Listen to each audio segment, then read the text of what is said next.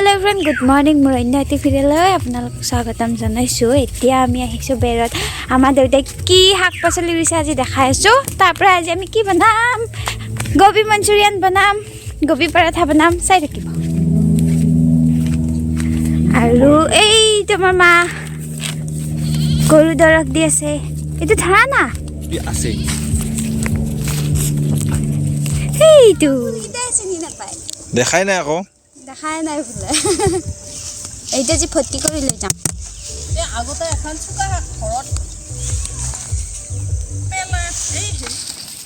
এইটো ফুলকবি ডাঙৰ হৈছে এয়া, আৰু এইফালে বন্ধাকবি, বাকী সৰিয়হ ফুলিল, আলু, বিলাহী, এইফালে ৰঙালাও লাগি আছে।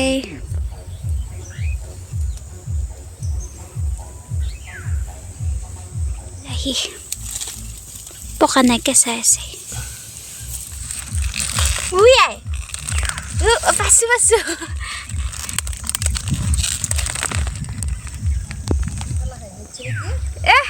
এইটো নাচাগেও পানী লওঁ হান এইটো ওপৰতে আছে লাগছে। উখালো এইটো বঢ়িয়া কাজ তিতা লাগা নাই নেকি আমা? গিনে খালো লাগি আছে দেখোন, লাগি আছে না তিয়হ, ৰঙালাও,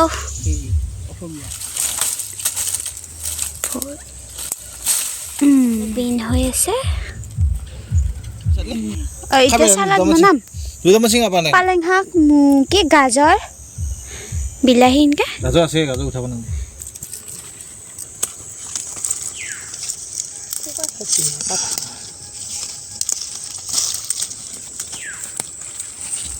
থিয়া নহবি মানুহটো, থিয়া নহবি বুলি কৈছো।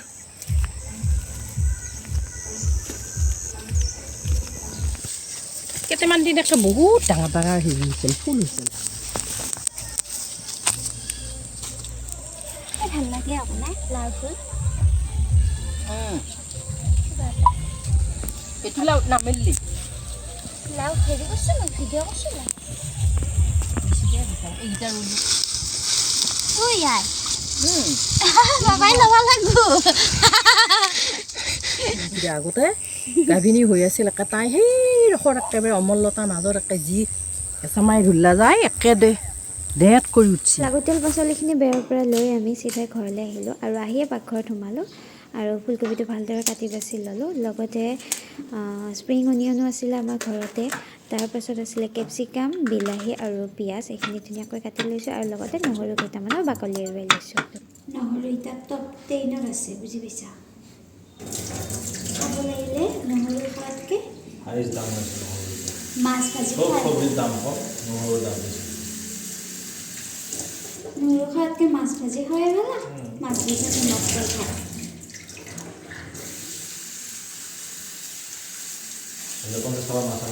এইফালে বাউলতে কাটি লোৱা ফুলকবিখিনি, তাৰপাছত দি দিলোঁ নিমখ, হালধি, জলকীয়া গুড়ি আৰু জিৰা গুড়ি, আৰু লগতে কৰ্ণফ্ল'ৰ আৰু এটা কণী দি ভালদৰে মিক্স কৰি লৈ প্ৰায় আধা ঘণ্টামান থৈ দিলোঁ। আৰু এইফালে থৈ দিওঁতেই তেল গৰম হ'লেই নহয়, মানে ৰিফাইন, আৰু এটুকুৰা এটুকুৰা কৰি দি ভালদৰে মচমচীয়া কৰি ফ্ৰাই কৰি ল'লোঁ ফুলকবিখিনি। আৰু আন এটা ফালে আকৌ এটা কেৰাহী বহাই দিলোঁ নহয়, তাত ধুনীয়াকৈ কাটি লোৱা নহৰুখিনি, লগতে জলকীয়া টুকুৰা কেইটামান আৰু পিঁয়াজ, কেপচিকাম, বিলাহী দি অলপমান ফ্ৰাই কৰি লৈছোঁ। অলপমান নিমখ দি মচমচীয়াকৈ ভাজি থোৱা ফুলকবিখিনি দি দিলোঁ, আৰু তাৰ ওপৰত দি দিলোঁ টমেটো কেচাপ অলপমান, আৰু আছিলে স্প্ৰিং অনিয়ন, সেইখিনি দি ভালদৰে মিক্স কৰি লৈ পানীৰে গুলি থোৱা কৰ্ণফ্ল'ৰখিনিৰ ওপৰত দি ল'লোঁ। আৰু এইফালে আমাৰ গোবি মঞ্চুৰিয়ান ৰেডি হৈ গ'ল। আৰু কাৰ কাৰ প্ৰিয় ফুলকবি মোক জনাব নাপাহৰিব দেই। আৰু এতিয়া বনাব লৈছোঁ গোবি পৰঠা। ফুলকবিখিনি ভালদৰে ৰুকি ল'লোঁ ৰুকনি এখনেৰে, তাৰপাছত কেৰাহী এটাত ৰিফাইন অলপমান দি ৰুকি লোৱা ফুলকবিখিনি লগতে জিৰা, ধনিয়া, জলকীয়া গুড়ি, নিমখ অলপ দিলোঁ, আৰু দিলোঁ ধনিয়া পাত আৰু স্প্ৰিং অনিয়ন ভালদৰে মিক্স কৰিলোঁ। আটাখিনি মই আগতে মাৰি থৈ দিছোঁ। যিসকলে খাই ভাল পায় সেইবিলাকে ভাবোঁ ৰান্ধিও ভাল পায়, আৰু ময়ো ঠিক তেনেকুৱাই খায়ো ভাল পাওঁ, ৰান্ধিও ভাল পাওঁ। এনেদৰে কিবা কিবি নতুনকৈ বনাই খুবেই ভাল লাগে, আৰু বিশেষকৈ এতিয়া হ'ল ঠাণ্ডাৰ বতৰ, সেইকাৰণে ফুলকবিৰ ছিজন আৰু ফুলকবি পৰঠা খাবৰ কাৰণে খুবেই ভাল লাগে আৰু এইফালে আমাৰ পৰঠা ৰেডি হৈ গ'ল আৰু আজিলৈ ইমানেই and lastly thank you for ৱাচিং আৰু ভাল লাগিলে প্লিজ লাইক কমেণ্ট শ্বেয়াৰ আৰু ছাবস্ক্ৰাইব কৰি দিব নাপাহৰিব